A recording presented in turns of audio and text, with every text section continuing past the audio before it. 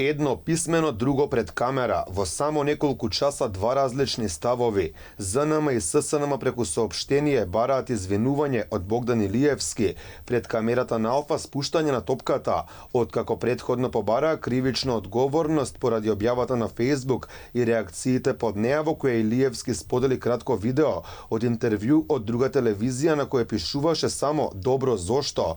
Преку соопштение денеска побараа извинување на новинарот и автор на емисија на Алфа, велики дека станува збор за јавна личност од национална телевизија.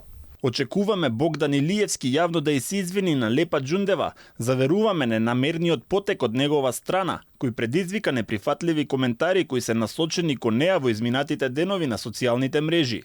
Тоа ќе биде потек кој ќе придонесе во смирување на непотребната тензија која настана, како и гест кој неминовно ќе го поздравиме. Во писмената реакција на ЗНМ не е објаснето како е дојдено до заклучокот дека Богдан Илиевски имал, како што се тврди, јасна намера да потикне говор на омраза и закани кон новинарката, обврска на тој што некого обвинува дека сторил кривично или друго со закон казниво дело е да докажува. Во случајот докажувањето на јасна намера е клучно. Проблемот очигледно е во тоа што буквално невозможно е во двата збора на Илиевски да се детектира било каква, а најмалку јасна намера. Само неколку часа по објавувањето на ова соопштение, сосем друга реторика на првиот човек на ЗНМ, Младен Чадиковски, вели дека воопшто не мислеле на Илиевски, туку за еден од коментарите под неговата објава. Значи, сакам да расчистиме една работа. Пријавата на ЗНМ до Министерството за внатрешни работи е за коментарот, односно за лицето од коментарот кој што е оставен под постот кој што беше напишан, а не за Богдан Илиевски.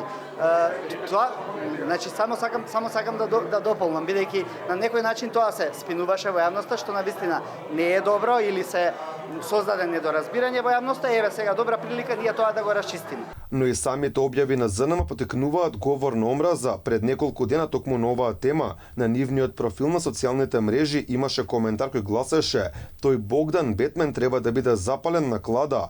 Првиот човек на ЗНМ вели дека не реагирале се уште, бидејќи коментарот бил кратко објавен, па го виделе многу доцна. Јас проверив утрово со моите колеги од канцеларијата, бидејќи ние сите постови кои што содржат говор на омраза ги бришеме веднаш. Според нашите сознања тој коментар стоел само една минута и веројатно поставувачот на коментарот самиот го избриша. Не, тој коментар ние го немаме видено, го видовме отпосле, меѓутоа ќе го пријавиме и го осудуваме јавно секој говор на омраза. Инаку Илиевски најави дека ќе ги тужи ЗНМ и ССНМ за клевета, откако го обвинија за наводно потикнување говор на омраза. Вели сакаат да воведат цензура и полиција на мислите, поради тоа бара символична одштета од 1984 евра, како насловот на познатиот дистописки роман на Џорџ Орвел, во кој слободата на мислата и слободата на говорот се забранети.